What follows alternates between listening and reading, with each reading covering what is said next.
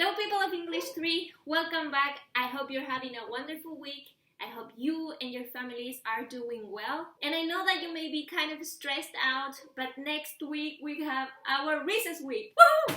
So enjoy that recess and take your time to rest. This video is for week number 12 of the workshop. And this video will be a bit longer than the ones you watched before because it will be divided in 3 sections. First, I will talk about the content for this week, that is present perfect. Second, I will talk about your to-do list for this week. And the third part of this video is about 5 common mistakes you've made in your evaluations for you to improve and be better at English. So let's begin. Now, let's see the content. Have you ever played Never Have I Ever? I bet you do. Why do we play this game?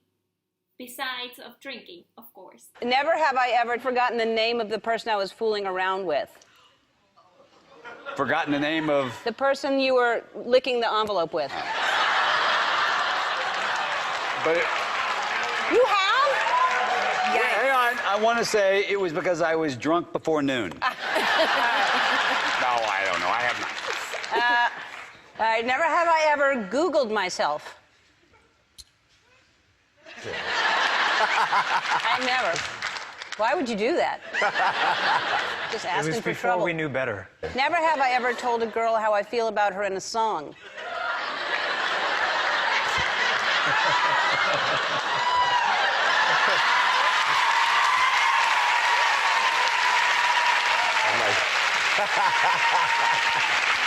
We play this game to learn about the experiences others have had. So we use present perfect to talk about things that started in the past and have not finished yet. For example, I have worked for several companies, including my present job as an operations assistant at PUCV. I haven't finished my final practicum yet.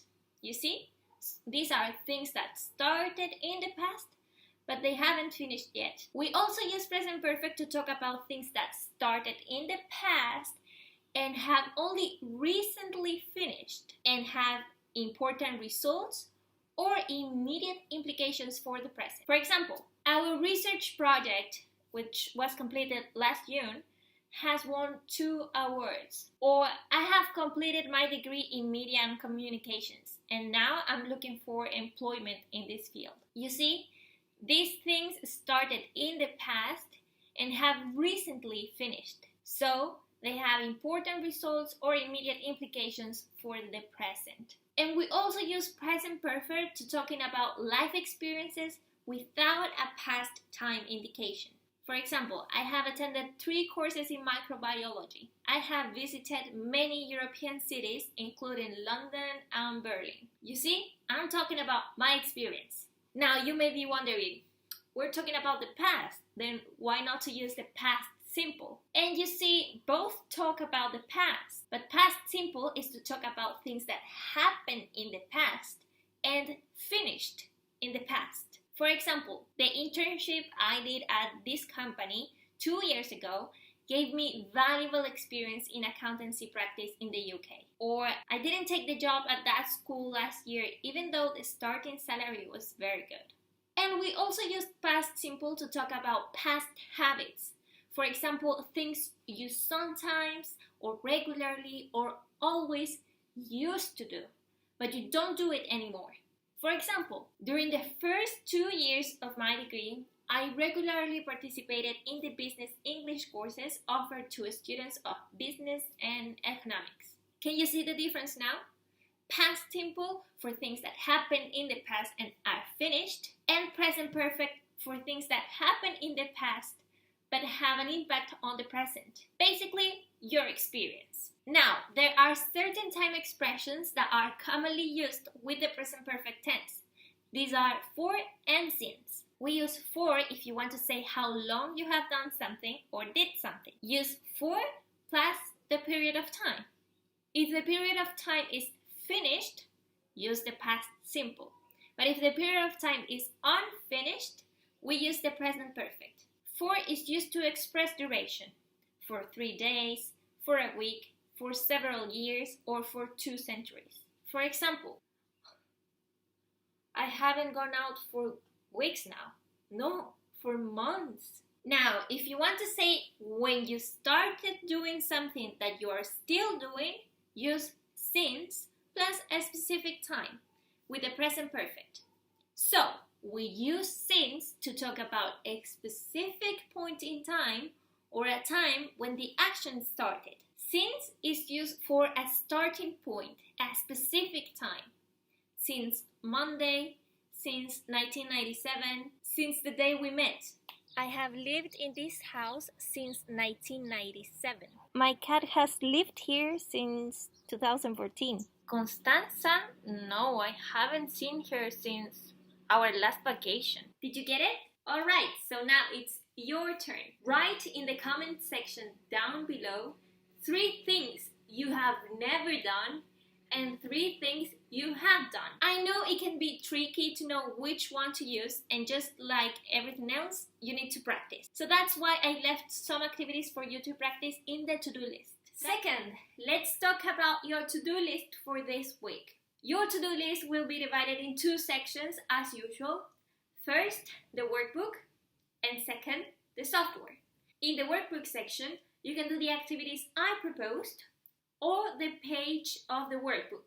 There are 2 activities related to the use of present perfect or past simple, and the second one is a Kahoot challenge for you to practice the past tense of some verbs. And in the software section, you will find some activities I propose for you to practice vocabulary and grammar. The third part of this video is about 5 common mistakes you've made in your evaluations. These mistakes are related to grammar and pronunciation. Alright, mistake number 1, double subject. Do you remember that at school you learned how to divide a sentence like subject, predicate, verb? Do you remember that? For example, in the sentence, my favorite movie is Titanic. The subject will be my favorite movie and the predicate will be is Titanic. The verb here is. My favorite movie is Titanic. I've seen many of you who said, my favorite movie, it is Titanic. My favorite movie and it are both subjects. And if you're talking about just one thing, there should be only one subject. So instead of saying, my favorite movie, it is Titanic, you should only say, my favorite movie is Titanic or it is Titanic. But no, my favorite movie, it is Titanic. Alright, the second mistake you've made is the wrong connectors. We use connectors to connect 2 ideas, 2 different ideas. And there are some connectors that are used to add information, some others that are to contrast 2 ideas. There are connectors to compare ideas as well. So when using connectors, make sure to use the right one. This is a message I recently received. In this case, this person used on the other hand. And on the other hand is used to contrast 2 ideas. For example, on the one hand, I believe that artificial intelligence is very useful. But on the other hand, I believe it can be really harmful. You see, it's to contrast 2 ideas. But if you want to add some information, you should use connectors that are used for this purpose. For example, besides, furthermore, moreover, additionally, etc. So make sure to use the right connector. In the description of this video, I left a link with a list of connectors you can use. The third common mistake is about pronunciation, specifically the ed ending at the end of some verbs or adjectives. We usually add the ed ending for verbs in the past tense. For example, visited, worked, or loved. Did you notice the difference between the pronunciation of these endings? Yes, there are 3 different pronunciations for this ending, but I'm gonna teach you how to make the difference between them. And here is the difference. For verbs that end in T or D, then you have to pronounce the ed ending as ed. For example, needed, wanted, created. You see, in the verb create, these verbs ends with a letter E. But the sound, the final sound is T. Create. So you have to pronounce it like created. Then the second way to pronounce is with a T. For example, worked, sniffed, laughed. And for this pronunciation, I'm going to ask you to touch your throat. Touch it. Now say work. The final sound, k, doesn't make a vibration on your throat. K, k, k. Can you feel a vibration? K, k. No, right? So then the following sound should be a sound with no vibration, like t, t, t. Letter T doesn't have a vibration on your throat. So that's why with final sounds that don't vibrate, you need to use another sound that doesn't vibrate neither, as in helped, worked, washed, sniffed. You notice? All these final sounds don't vibrate. And then the third way to pronounce words is with a D sound at the end. For example, called, cleaned, offered. The D sound in English is different from the one in Spanish. In Spanish, we usually say the with our tongue between our teeth. The, right? Dedo, dedal, damisela. You see? We use our tongue between our teeth. But in English, the sound is different. Say the letter T, tetera. Can you notice that your tongue touches your palate? Alright, so that's the right position to say D in English. December, dolphin, diamond. Alright, can you notice that you don't see my tongue? That's because my tongue is touching my palate. D. Now let's see pronouncing these words. Say call. Does it vibrate the final sound? Yes, it does. So the following sound should be a D. D. Can you notice the vibration? D. Alright, so it's cold. In the word clean, for example, it's the final sound. Can you notice the vibration? Yes, you do. So the final sound for this word is cleaned. Cleaned. Finally, let's see the word offer. Does it vibrate?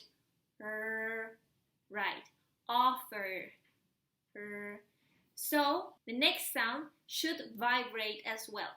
Offered. Alright, perfect. Now the fourth mistake is the pronunciation of these two sounds, as in wash the dishes or watch TV. I know that here in Chile sometimes we feel like ashamed for using the sound sh. This sound over here, ch, it's pronounced as if it had a T sound before.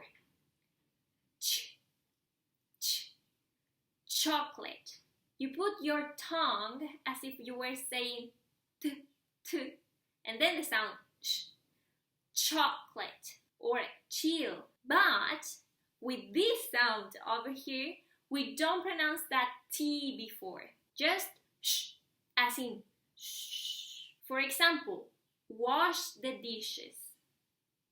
You don't say watch the dishes.